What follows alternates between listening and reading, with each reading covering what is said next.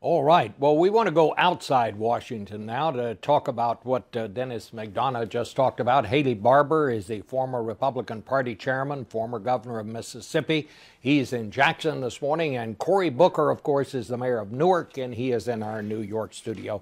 Governor Barbour, let me just start with you, and I want to go back to the top. He says that he hopes the sequester, these draconian cuts, don't go into effect. But from where I sit, it looks to me like this is all going to happen because Congress and the White House just can't figure out how not to let it happen. What's your take? Well, first of all, it was the president's idea when this sequester was proposed to be put into law a couple of years ago. And there are plenty of reasons to not want it to go into effect, particularly in defense spending. But the Democrats want it as another excuse to raise taxes. Their answer to every question is raise taxes. They apparently think what's wrong with the country, and President Obama, Mrs. Pelosi, Steny Hoyer, and Tom Harkin, all prominent Democrats, have all said we don't have a spending problem in this country. They think what's wrong with our country is we tax too little.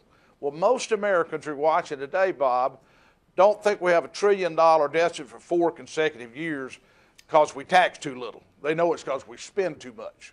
But isn't what you're saying, Governor, just what people say is wrong with Washington? Here we go again. Governor Barbour says it's all the fault of the Democrats. The White House says it's all the fault of the Republicans. And there we are. I want to know where there is some ground here where the two sides could actually get together and get something done. Is there such a place? Well, you're going to see on the sequester, I believe you're correct, that the sequester will go into effect. You do think it's going to happen? There are a lot of Republicans that don't. I do, and there are a lot of Republicans that don't like parts of it, but they understand we've come to a point where we've got to take action about spending, and that the Democrats say, well, the real answer is to have 50% more tax increases. The answer to every question for the Democrats is let's raise somebody's taxes. Okay, well, we've got a Democrat with us this morning, the mayor of Newark, Mayor Booker. What do you think? Do you see this thing happening, and what do you think the consequences will be if it does happen? Well, I pray it doesn't. The consequences are real, and I see them on the ground. If this sequester goes into a place, it's going to hurt small businesses in my community and getting them access to capital. It's going to hurt kids. It's going to knock so many kids off of things like Head Starts. And for me, on a daily fight against crime, it's going to hurt law enforcement. It's going to hurt the FBI and others. This is a threat to the nation that every independent economist says would hurt the United States of America, would hurt our economy, would hurt real people on the field, and there's no excuse for it.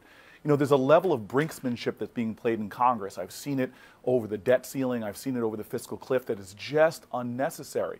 There needs to be a level of pragmatism back to our politics. And frankly, I give a lot of credit to the president because he's not saying let's just raise taxes. He said the obvious, that we in America cannot continue to spend more than we take in. It's something that I don't have the luxury of as mayor of doing.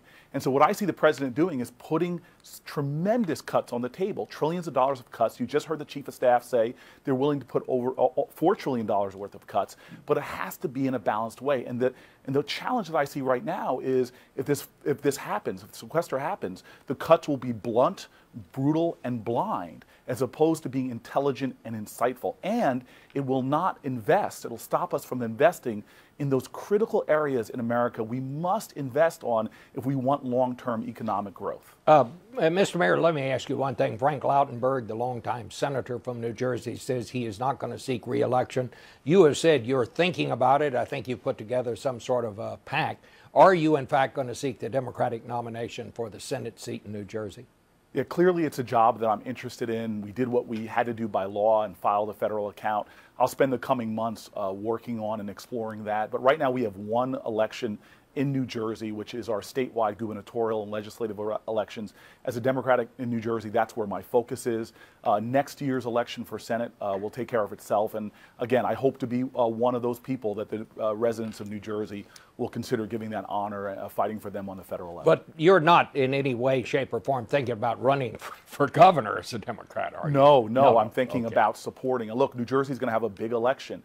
We in New Jersey take one election at a time. 2014 is a long way off. Let's focus on supporting the Democratic nominee for governor, and frankly, a lot of legislative races that are up for grabs right now in New Jersey. Let me go back to Governor Barbour quickly. Governor, if you had one piece of advice for both sides right now on how to avoid the sequester, what would it be? Would it be to put it off? I understand Speaker Boehner is talking about maybe passing some sort of resolution to keep the government funded at the current levels until August, which is just another way to kick it down the road. Is that the best that both sides can do right now? I don't believe Speaker Boehner is thinking about doing that. We have a continuing resolution that comes up the end of March the 27th or 28th. Bob, remember, while the president talks like he's real concerned about the deficit and spending, we hadn't had a budget in 3 years in the United States.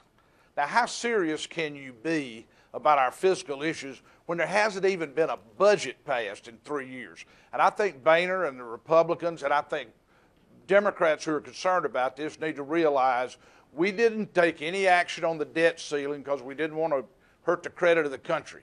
But the sequester and then the continuing resolution at the end of March, these are the two times when the American people need to understand, is there anybody in Washington serious about getting control of spending? Remember when the president proposed the sequester nearly 2 years ago, it was all about spending restraint. It didn't have a thing to do with raising taxes. All right. Well, Governor, Mr. Mayor, thanks to both of you.